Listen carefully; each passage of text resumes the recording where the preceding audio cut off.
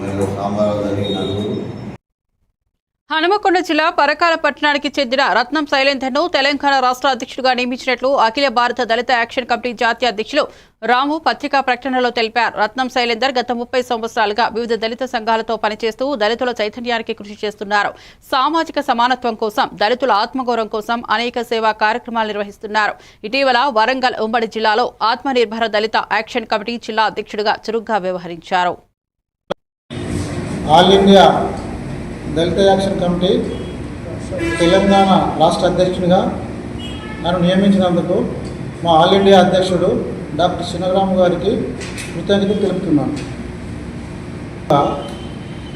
మేము దీన్ని రిజర్వేషన్ విషయంలో అట్టడుగున ఉన్న వాళ్ళకి, రిజర్వేషన్ పొందని వాళ్ళకు, వెనుక భాగంలో వెనుక ఎవరికైతే సంపన్నులకే రిజర్వేషన్ ఫలాలు అందుతున్నాయి కనుక వాళ్లకు అందకుండా నిజమైన ఆర్థికంగా వెనుకబడి ఉన్న వాళ్ళకు రిజర్వేషన్ అందాలని మా పోరాటం. దానిలో భాగంగా ఈ రాష్ట్ర అధ్యక్షుడి పదవి నాకు ఇవ్వడం జరిగింది. మేము కూడా తెలంగాణ జిల్లాలలో, అన్ని జిల్లాలలో, అన్ని మండలాలలో గ్రామానికి పోయి దళితులను చైతన్యం చేయడం కోసము ప్రయత్నం చేస్తాం. కొయ్యల భద్రయ్య